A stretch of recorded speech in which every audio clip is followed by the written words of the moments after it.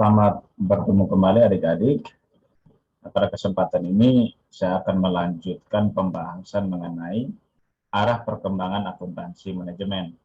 Pada video sebelumnya, yaitu arah perkembangan akuntansi manajemen part 2, saya sudah menjelaskan sampai di poin yang ke-8 mengenai target costing.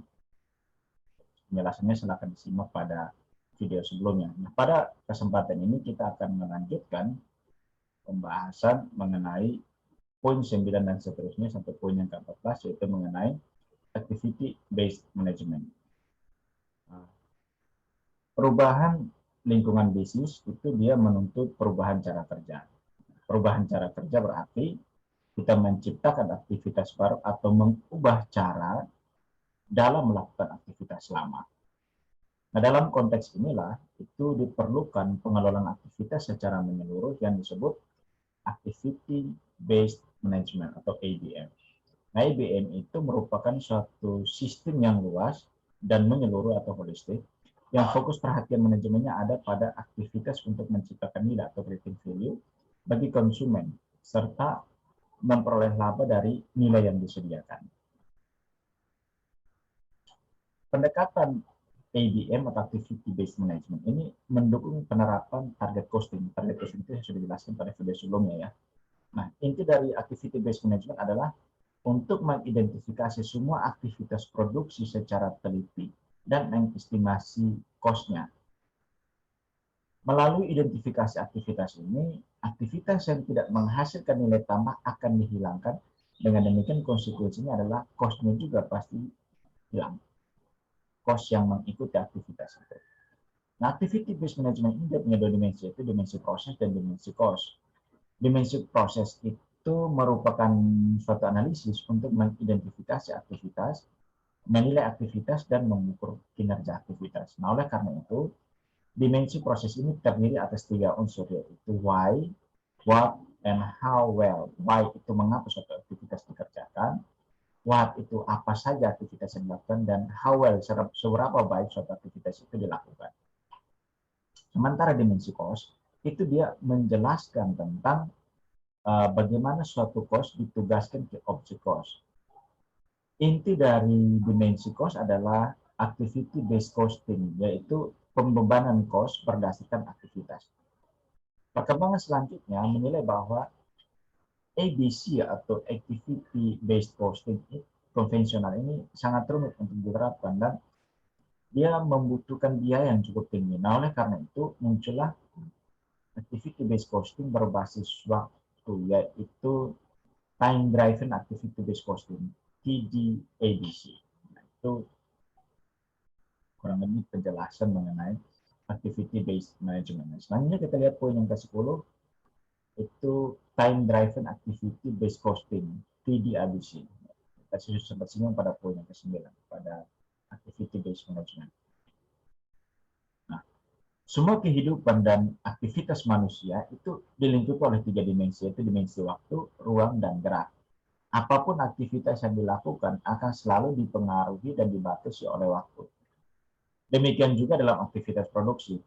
Pemakaian bahan baku, upah tenaga kerja, pemakaian utilitas, depresiasi, dan gerak manusia, maupun juga mesin dan peralatan yang digunakan, itu selalu dalam ruang dan waktu. Nah, dengan demikian, waktu merupakan salah satu kendali yang dapat digunakan untuk melakukan analisis dan implementasi TDABC, yaitu Time Driven Activity Based Costing. Pemicu oleh waktu atau time driven itu adalah suatu pendekatan yang dapat digunakan untuk menghindari berbagai kesulitan dalam melakukan implementasi activity based costing konvensional. Nah, metode time driven activity based costing itu punya 2 parameter. Parameter yang pertama, unit waktu, yaitu biaya yang dibebankan untuk setiap 1 tahun unit waktu yang digunakan sumber daya yang tersedia dalam memenuhi kapasitas yang tersedia sesuai dengan aktivitas.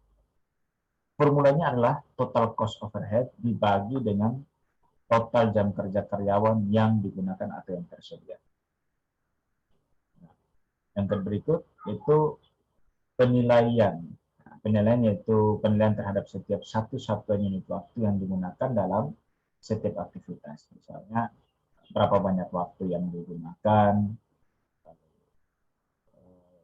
berapa banyak waktu yang digunakan untuk menyelesaikan satu unit produk pada setiap aktivitas. Nah, penilaian ini didasarkan pada hasil perkiraan atau pengamatan langsung. Kelebihan dari Time Driven Activity Based Costing atau TDABC itu adalah itu mempersingkat waktu, baik itu pengumpulan data karena hanya menggunakan satu cost driver yaitu waktu. Nah, TDABC juga punya kelemahan, yang mana jika terjadi kesalahan dalam mengestimasi waktu yang dilakukan dalam menghitung waktu pada setiap sumber daya, maka dia akan berdampak pada seluruh komponen cost produksi. Itu mengenai time driven activity by time driven activity based costing. Kita lihat di dalam uraian mengenai TDABC ada total quality management. Apa itu total quality management?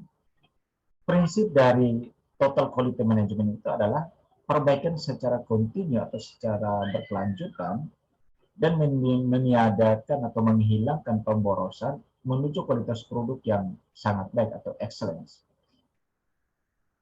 Semua aktivitas yang dilakukan itu adalah aktivitas yang benar atau yang tepat, dilakukan dengan cara yang tepat sejak awal sampai dengan selesai. Total quality management. Jika kualitas ditingkatkan, maka akan mendorong peningkatan produktivitas, terciptanya zero defect. Nah, filosofi dari zero defect itu adalah menghasilkan kualitas secara efisien dengan menerapkan pengendalian kualitas di setiap fase produksi dan menghindarkan semua kemungkinan yang dapat menimbulkan kesalahan internal, seperti salah material, kerusakan mesin, keterlambatan pengiriman bahan baku, dan lain sebagainya. Tiga aspek di dalam total quality management ada tiga aspek yang perlu diciptakan. Yang pertama, counting, yaitu bahwa implementasi total quality management itu butuh alat, butuh teknik, butuh pelatihan untuk melakukan analisis, untuk memahami dan menyelesaikan masalah yang berhubungan dengan kualitas. Yang kedua, customer. Bahwa kepuasan konsumen itu menjadi kepedulian bersama yang harus diperhatikan. Dan yang terakhir itu culture atau budaya. Itu bahwa budaya organisasi yang diasosiasikan dan ditanamkan pada semua komponen dalam perusahaan itu adalah budaya yang mendukung terciptanya perbaikan kualitas secara terus-menerus. Kualitas itu harus menjadi budaya dalam kehidupan sehari-hari. Nah, sekarang kita lihat poin yang ke-11 yaitu lean manufacturing. Nah, apa itu lean manufacturing? Lean manufacturing itu merupakan suatu pendekatan yang sistematis untuk mengidentifikasi dan mengeliminasi segala bentuk pemborosan melalui perbaikan berkesinambungan untuk memenuhi keinginan konsumen yang menghendaki kesempurnaan dari produk atau jasa yang diterima. Lean manufacturing sebenarnya merupakan suatu metodologi yang didesain untuk mempertahankan aliran produk yang berkesinambungan di dalam pabrik, tetapi tetap fleksibel untuk disesuaikan dengan perubahan permintaan pasar. Basis dari metodologi ini itu lean manufacturing itu adalah just in time. Silahkan disimak kembali penjelasan saya mengenai just in time di video sebelumnya. Itu just in time produksi yang merupakan cara sistematis untuk meminimalkan sisa bahan dan persediaan. Dan secara esensial mengurangi semua bentuk pemborosan sehingga produktivitas dapat ditingkatkan dan cost dapat diturunkan. Tujuan utama dari lean manufacturing adalah mengeliminasi pemborosan pada semua area produksi dan mencakup relasi konsumen, desain produk, jejaring pemasok, dan manajemen pabrik. Pemborosan itu sendiri adalah segala sesuatu yang mana konsumen tidak mau membayarnya. Itu menjadi resiko dari perusahaan. Oleh karena itu, Dengan berbagai cara orang akan menganalisis, mendapatkan di mana letak pemborosan, lalu kemudian itu di-cut. Sehingga cost atau biaya produksi itu benar-benar untuk menciptakan suatu produk yang berkualitas dan sesuai dengan kepuasan keinginan konsumen, sehingga ketika konsumen mendapatkan itu, konsumen menjadi puas. Itu risiko dari suatu proses produksi. Kita lihat poin yang ke-12 berbicara tentang Six Sigma. Apa itu Six Sigma? Six Sigma ini mulai dipopulerkan di Amerika sejak tahun 1987, yang mana pada saat itu Motorola memulai penggunaan Six Sigma. Six Sigma biasanya dipahami sebagai suatu metode yang sistematik dan terorganisasi untuk program-program peningkatan strategi serta program pengembangan produk dan layanan baru yang didasarkan pada metode sains dan metode statistik guna melakukan pengurangan tingkat kecacatan secara dramatik.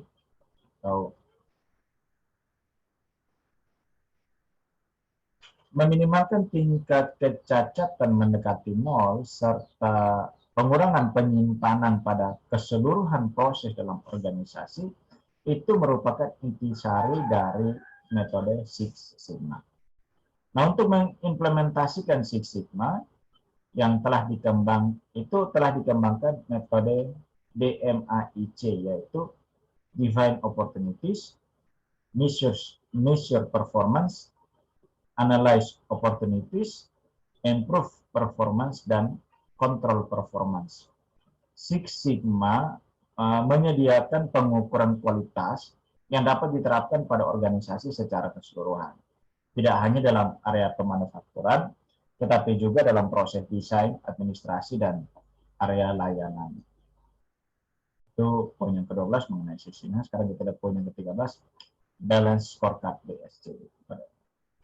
Pada tahun 1990-an, itu Robert Kaplan dan David Norton mengembangkan metodologi untuk menerjemahkan tujuan organisasi ke dalam ukuran-ukuran, sasaran, dan inisiatif dalam 4 perspektif yang berbeda, yaitu keuangan, konsumen, proses bisnis internal, dan infrastruktur atau pembelajaran dan pertumbuhan.